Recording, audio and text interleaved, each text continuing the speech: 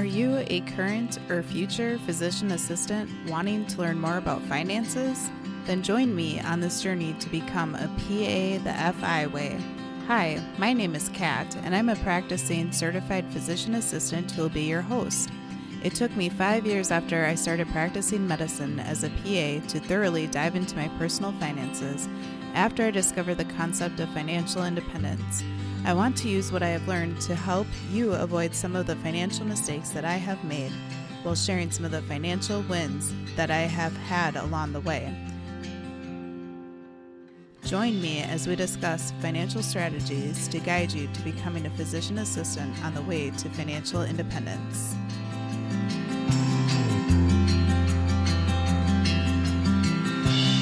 Welcome back, current and future PAs on your way to financial independence. I'm your host, Kat, and this podcast is for the PA out there who wants to tackle their student loans, but then also wonders what to do next with their finances.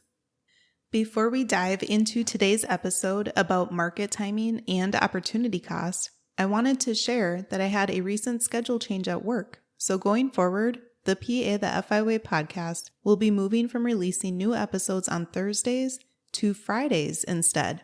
I'm looking forward to helping provide the jumpstart and motivation that you need with these future episodes to wrap up your work week and kick off your weekends.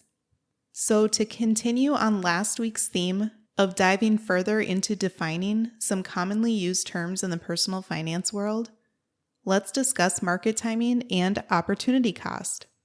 What is market timing? Market timing is the process of moving your investment money in or out of the market, or in and out of various types of other investments, with the speculation that doing so will provide better results due to your prediction of future performance.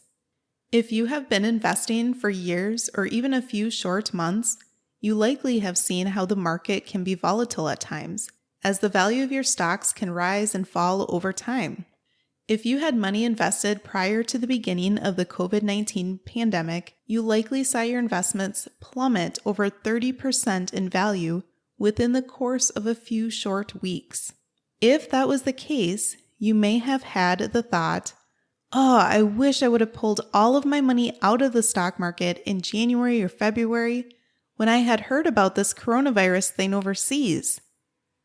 Or maybe when the stock market plummeted in March 2020, you had the notion, I really should just take all of my money out of the market while I even have the chance before I lose it all. Or maybe you did withdraw your money at the bottom in March 2020.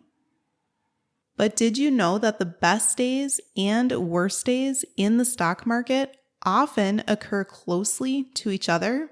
In 2020, for example, 8 out of 10 of the worst days of the S&P 500, which, as a reminder, is the index fund for the 500 largest publicly traded U.S. companies, for the year were between February 27th, 2020 and April 1st, 2020. Then, the 10 best days of 2020 occurred within a narrow window of March 2nd, 2020 to April 8th, 2020. In fact, the 10 best days and the 10 worst days of 2020 all occurred within 1 week of each other. Talk about volatility. Market timing is the opposite of the long-term buy and hold strategy that those in the financial independence community endorse. Many buy and hold investors often invest in low-cost, broad-based index funds to buy much of the market, and then they hold them for many years to come, which allows the powerful effects of compound interest to grow over time. Investing in index funds can be done at an incredibly low cost, but if you try to time the market, there are often additional costs via transaction fees and commissions that you would have to pay when you hop in and out of the market. Another disadvantage of timing the market is that you have to constantly be watching the market to decide when to buy and when to sell. In order to time the market well, you have to be right on both occasions, both when you buy new purchases of a stock and when you sell it. Being right twice can be really hard to do when you are trying to time the market. Many fund managers try to actively invest by timing the market to try to beat the index to try to attract more customers. However, over the course of a decade, 85% fail to beat the market. And over the course of 15 years, a whopping 92% fail to beat the market. So I know many of my listeners are very smart and wise people, but if the professionals usually cannot beat the market, it probably would be pretty hard for you to try to beat the market as well, especially consistently over time. Remember, you don't have to beat the market, you just have to keep up with it. So now that we've talked about market timing, you now can understand the phrase time in the market beats timing the market. So let's move on to opportunity cost. Opportunity cost is the cost associated with not going with one option, but rather choosing another option that turns out to provide less benefit. Since we all don't have the benefit of hindsight or a crystal ball when we are about to make a decision, you have to weigh the pros and cons using what you think may happen after you research and analyze the situation. For example, you may be presented with various options to choose between throughout your life, such as whether or not to sell your house and move, or whether or not you should change specialties as a PA, or whether you should invest in one particular type of an investment or another. Making pros and cons lists could help you make a decision, but also trying to consider the missed opportunity about not choosing one option over another may further help you in your decision-making process. In regards to your personal finance decisions as you pursue financial independence, consider the opportunity cost of these decisions throughout your life. For example, what would the opportunity cost be of investing in funds with high fees versus low-cost index funds? Or how about keeping a large amount of cash in your bank account versus putting that money to work in the stock market? Or what if you were taking your sweet time paying off your student loans and having the amount of interest that you'll pay over time be more versus trying to pay off your student loan debt quickly by overpaying on the payments? Let's review a couple of examples of how opportunity cost could work. Let's first review student loans. Let's say that you graduate PA school with $120,000 in debt. Some people graduate with a lot less and some people graduate with a lot more, but this is just a nice round number that I chose for this example. And let's say that you have a 5.0% interest rate. If you pay a minimum payment to pay back your student loans in 10 years of $1,270 per month, after those 10 years, you would have paid $32,400 in interest. However, if you instead overpay by $430 per month to pay a grand total of $1,700 per month, you would shave off 3 years of paying on your loans, as they would be then paid off in 7 years, and you would pay $22,800 in interest, which would save you $9,600 in interest total. Better yet, if you can try to live like a PA student the next few years out of PA school and decide to double the payback amount, you would be debt-free in less than 4.5 years and pay $14,620 in interest. So the opportunity cost of not trying to pay off your student loans quickly and aggressively can be huge, because you would have to pay more in interest over time. Next, let's review the opportunity cost of an example of leasing a car instead of purchasing an affordable car.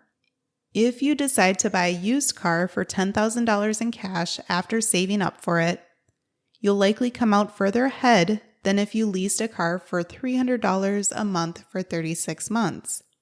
Every lease has a different length. Some are 36 months, some are 39 months. It just all kind of depends on the different leases that are out there. At first glance of the situation, you may think that the savings for the 3 years is only the $2,600 difference between the total lease amount for the 3 years, or the $300 times 36 months, which is $12,600, and the $10,000 in cash for the older used vehicle that you paid. However, to truly review the opportunity cost, consider if you would have instead invested the $2,600 difference in low-cost index funds for 30 years at an 8% interest rate. 8% is a somewhat conservative number, but for examples, I don't like to use really high interest rates because you never know what the market will do over time. So in this example, after 30 years, the $2,600 would have grown to over $26,000. You can use the concept of opportunity cost to try to guide your decisions about many purchases throughout your life, such as a fancy purse or shoes, or even a large purchase such as a home. Speaking of your home, you could consider the opportunity cost of purchasing a single-family home for you and your family versus renting versus house hacking. Often, house hacking can really come out ahead if you run the numbers, but house hacking isn't for everybody. Every single day, we have to make decisions that will affect us in the future. Again, this message isn't to tell you to never spend money on those things in your life while you are pursuing financial independence, but rather to make sure that you are being thoughtful and intentional with your purchases. Consider what you value in life and spend on those things with your eyes wide open, recognizing that there was an opportunity cost for that decision, so you had better truly enjoy it. Additionally, opportunity cost isn't all about money. It could also be considered for your happiness level for a decision. For example, if you decide to take a new PA job that has an hour-long commute, even though it's in your dream specialty, the opportunity cost of your happiness may not be worth it due to the long commute time and spending less time with your family. For others, it may be completely worth it, even if the commute is an hour. They might not mind commuting. They might enjoy listening to music or even podcasts along the way. My hope is that we all can become more intentional while we consider potential opportunity costs of a decision as we pursue financial independence. Thank you so much for taking the time to take a listen to this episode today, and I hope that you found it educational. If so, I hope that you consider taking the time to leave a review about those things that you enjoyed, or consider sharing it with a friend, loved one, or colleague. I look forward to catching you next Friday. Have a great week.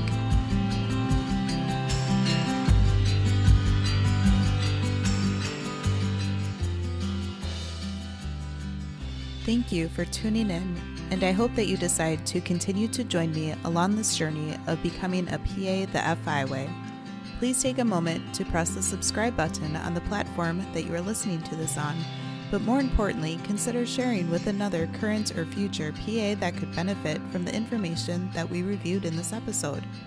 Take care and have a great rest of your day. Until next time.